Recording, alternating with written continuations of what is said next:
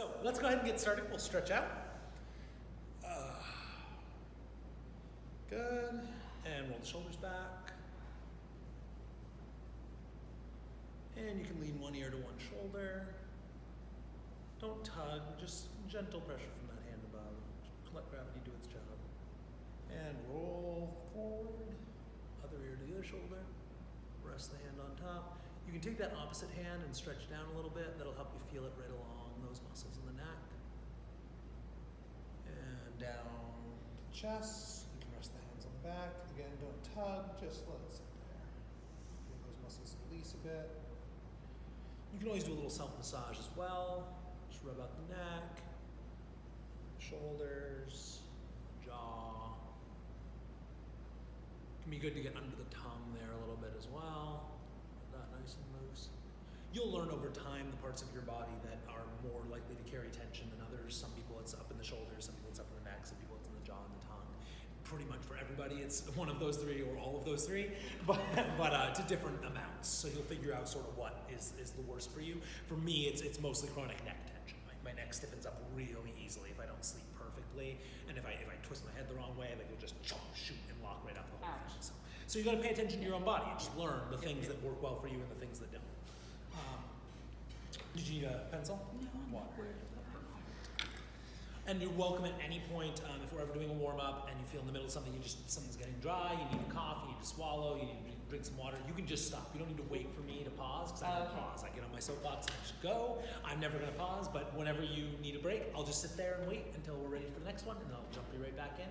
So if you need an extra breath, if you need to swallow your spit, if you need to get a drink of water, if you need to look whatever you need, just stop. You don't need to ask permission or whatever. All right? Let's go ahead and start with some sighs. Oh. Woo! Woo! Woo!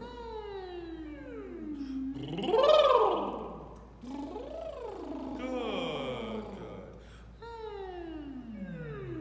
Beautiful. And again, sighs and sirens every day, 30 seconds in the morning, 30 seconds in the evening. That'll do more for you than anything else. Treat it just like brushing your teeth. You can even tie it to another habit, like your morning coffee or brushing your teeth or getting in the shower or whatever it is. If you have a habit that's just, when I do this, I start doing my sighs and sirens. And if you get in that habit, after a month or two, you'll notice it's so much more relaxed, it's so much more free, it moves around a lot more easily. You'll also start to notice it showing up in your spoken voice as well. A lot of people tend to sort of speak just down here most of the time. Everything just kind of sits in the back of the throat and just sort of sits there, right? Perfect. But, which is totally fine. But over time, if you're whoo, oh, then you'll find yourself start to move your voice around a little bit more. It's a little bit more engaging. You feel comfortable letting your voice go up and come down and move around.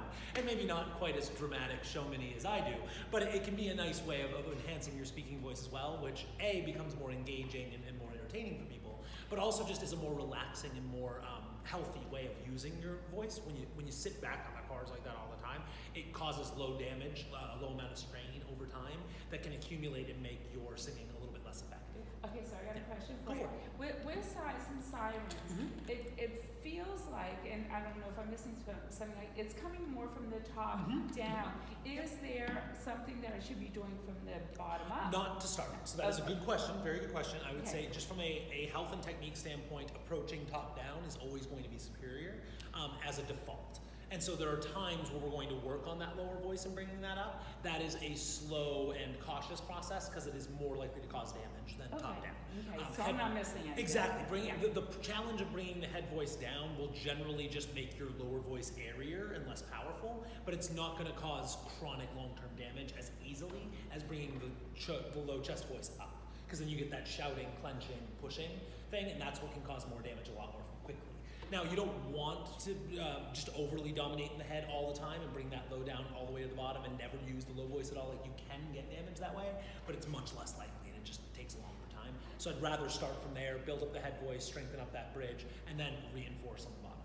Now, you are a unique case because you do need a little bit more of that chest richness. You do have a pretty light tone as it is. And so we will work on that as we go. The easiest one to throw in there, which you definitely could do now, and we can just start and extend it, is, we start right here. Nay,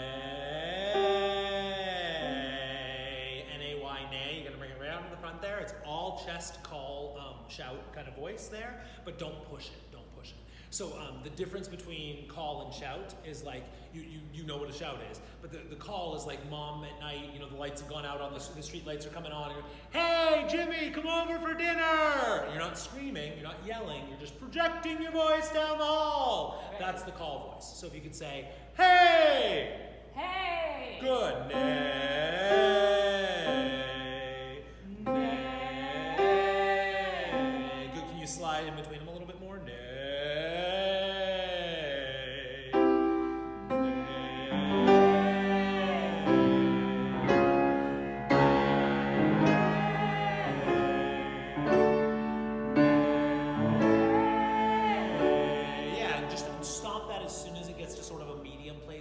Where it's uncomfortable, but where it's like the start of uncomfortable. Where you're like, oh, okay, this might get a little high in a little bit. Just stop. You're fine. I don't want you to bring it up over that for a while because we want to develop just better, better technique, but also just a better self-awareness of where your limits are. That's one of the biggest things we're doing in the first couple months of lessons is getting you comfortable with knowing the difference between this note is too high, it's not going to come out, and in a couple notes, it's going to be too high and it won't come out. So there's a difference between the feeling of this is a bad note and in a few notes I'm going to have a bad note. And that's a very subtle feeling and that takes a long time to develop. It's very hard to know this note sounds good, but if I go any higher, it's not going to sound as good. So the first thing that's going to happen is you're going to develop that and it's going to be hypersensitive. You're going to sing a note and you're going to be like, I can't go any higher. You can't. You got 2 or 3 more notes. You're just hypersensitive. Yeah, which you're just hypersensitive. Yeah. So it's like this note sounds bad. What I want is for this note to sound good, and for when you get to this note, you're able to readjust your technique and change. What's going to happen first is you're going to get to this note and go, oh, I can't sing any higher because this note's going to sound really bad. And you're like, yeah, but you still got these ones too. Let's play with those. Let's sing those notes. But for now, I don't want you going into that middle space because you aren't fine-tuned enough to know when you're going to reach the danger zone. Yeah. So I want to build up your ability to reach the danger zone. So for now, you don't need any kind of accompaniment, piano, whatever. Just start in your low range. Nay.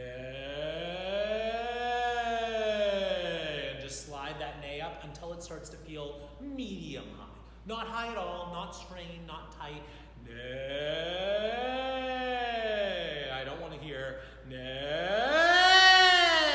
which you can use as an exercise, but you got to be cautious about how you approach that. So we're going to take our time to get there. So go ahead and try that once. How many notes am I going up? So I was playing it as a fifth, but it doesn't have to be any kind of particular range. You can just start medium low and get to wherever feels medium there. You don't need to land on a note. It can just be a siren, but you're just keeping it in that forward chest place instead of the floaty head that we've been using. Nay. Try something like that. Nay.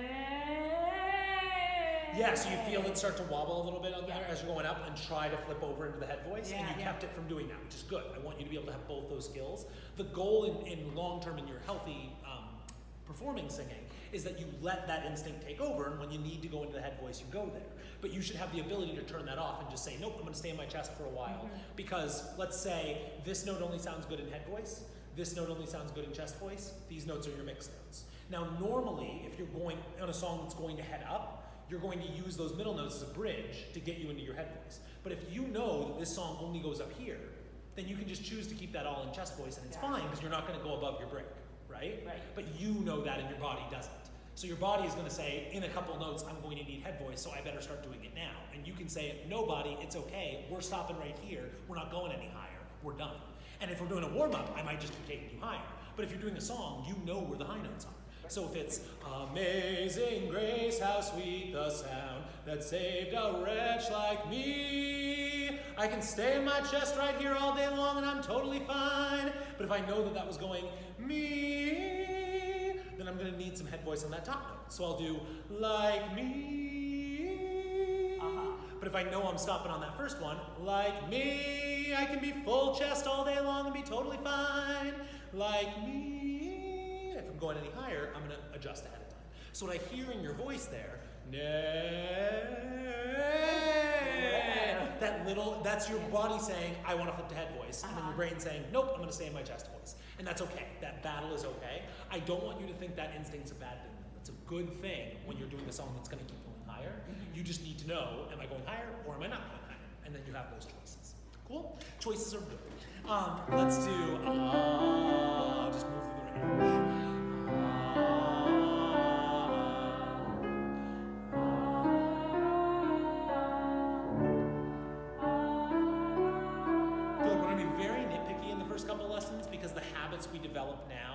will infect you for the next couple of years. And you don't have a lot of bad habits, which is good. So we want to instill good habits so that you don't have to think about it too much when we come forward in the future. So it might feel like I'm very detail oriented today. That's okay. First, can you make sure that you keep that ah vowel all the way through when you're breathing too? You have a tendency, which all my singers do, that I call peanut butter mouth. So I thought I didn't do it. I did it? A little bit. I was like, oh. Yeah. I know. I'm sure to keep you're. my mouth open. So it's the tongue. It's the tongue more than anything. So it's the tongue. Okay. Tongue or the lips can both do it. So you can have but you can also have the mouth open. That little tongue click. So try to avoid that. It's extra tension. It also just doesn't sound good. The other thing is, please try to take the time you have to breathe. Take the whole time. Do it slower and more full, rather than waiting till the last second. Okay. So what you did was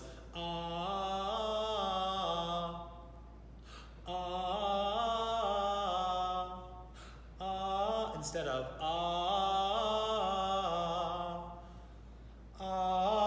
using that full time and taking it a little bit longer. So, and do I want to be breathing through my mouth? So in general, if you have the time, it's better to breathe through the nose because it warms up the air and it moisturizes the air. So especially if it's dry or if it's cold outside, really good to breathe through the nose. That warms and moisturizes the air, keeps the cords in good shape. In general, when you're singing, you're not going to have enough time. Okay. So you just mouth, it's a combo of the mouth and the nose. The ideal would be to get in the habit of breathe through the mouth, but with the sinus cavities open, so there's still some air coming through the nose too. So the difference between and Right. when you've got the nose open as well, or you can take that long nose breath in the start of a song. So say I'm singing Amazing Grace, I might go, Amazing Grace. So I've got a nice, long, relaxed, warm, moist breath in there to start me off. And then every phrase in the middle, that saved a wretch like me, I want, then it's just a catch breath with the mouth. So yeah, it's in general, a lot of those things get fuzzy. It depends on how much time you have. It depends on how your voice feels. It depends on the air and all of that. Good though, good. Let's go a little bit higher this time and go.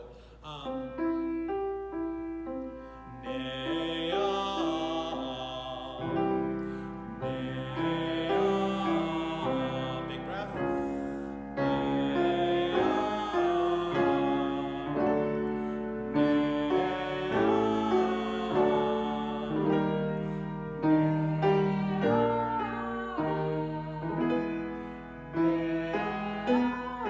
Good, open up on the top. Give me a sigh. Go ahead, yawn for me.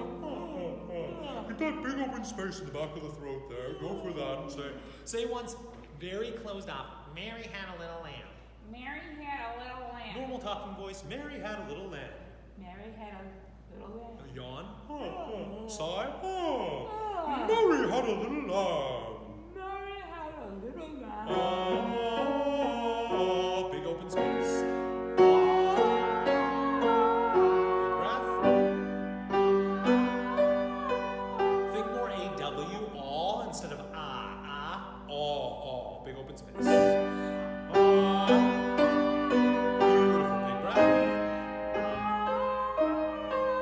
Good, big breath. Sail right over the top. Beautiful, good job. Good.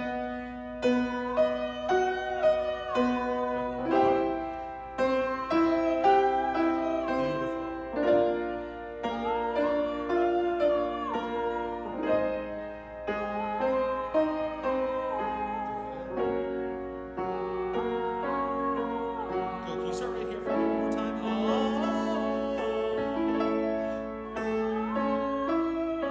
Good. That was better than the last one. I'm in that range. So what I hear sometimes in there, and this is very common, a lot of singers do this, is hesitation before the top note in order to switch your production. So, you hear that little gap in my sound?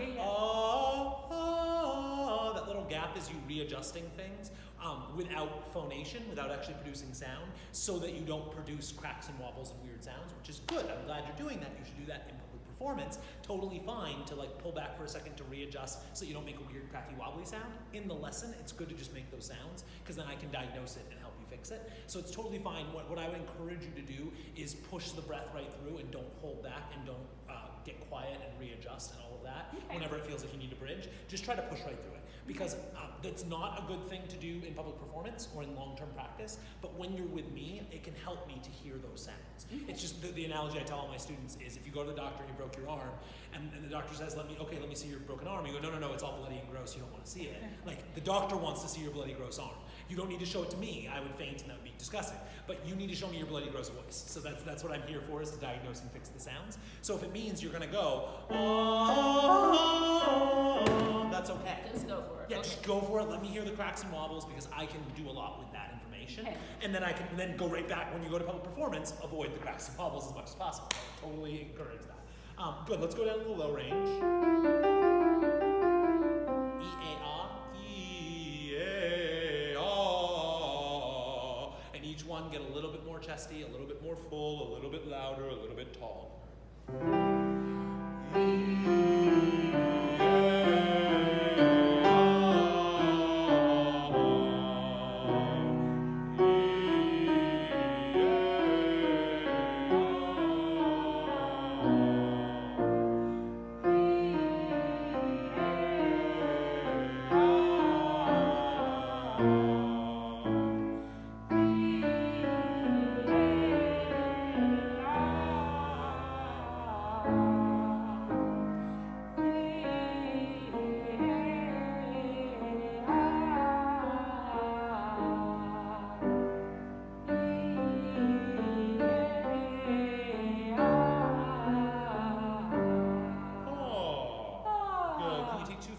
Cheekbones and say sing. Sing. Yeah, get that bright ringy buzz. Good. And we're gonna go sing right all up in the nose. Sing, sing, sing, sing A, sing.